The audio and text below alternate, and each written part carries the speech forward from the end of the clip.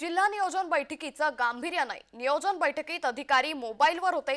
अधिकारी सोशल मीडियावर व्यस्त असल्याचं पाहायला मिळालंय। सिंधुदुर्ग जिल्हा नियोजनची बैठक मत्स्य व बंदरे विकास मंत्री नितेश राणे यांच्या उपस्थितीत सुरू होती।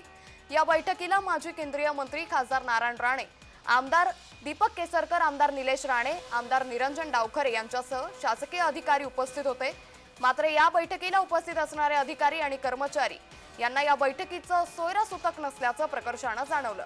या बैठकीतील विविध खात्याचे अधिकारी चक्क सोशल मीडियावर व्यस्त असण्याचं सध्या पाहायला मिळालंय। जिल्हा नियोजनच्या बैठकीत अशा पद्धतीनं कर्मचाऱ्यांचं दुर्लक्ष होणार असेल तर नियोजनाचा घाट नेमका कशासाठी असा प्रश्न आता उपस्थित होतोय। त्यामुळे जिल्हा नियोजनच्या बैठकीत अधिकारी हे फोनमध्ये व्यस्त असल्याचं पाहायला मिळालंय। या संदर्भात अधिक माहिती घेऊयात आमचे प्रतिनिधी विशाल रेवडकर यांच्याकडून। विशाल, जिल्हा नियोजन समितीची बैठक पार पडत होती आणि याच दरम्यान अधिकारी हे मोबाईलवर व्यस्त असल्याचं पाहायला मिळालंय। काय अधिक माहिती?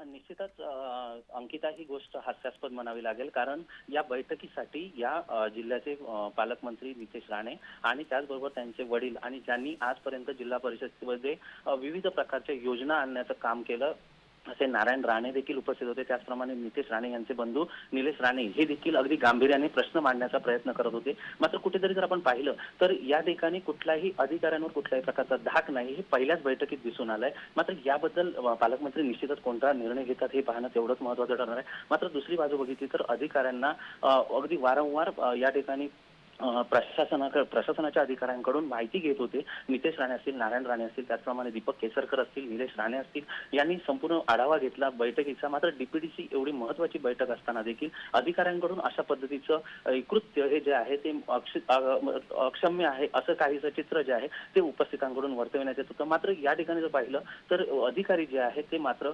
मोबाईलमध्ये बऱ्याच काळ व्यस्त असल्याचं देखील काहींच्या मोबाईलमध्ये चित्रित झालेलं पाहायला मिळत आहे। अंकिता, नक्कीच, त्यामुळे एकंदरीतच आता या अधिकाऱ्यांवरती कशा पद्धतीनं कारवाई होणार हे पाहणं महत्त्वाचं ठरेल। धन्यवाद विशाल, आपण दिलेल्या सविस्तर माहितीसाठी।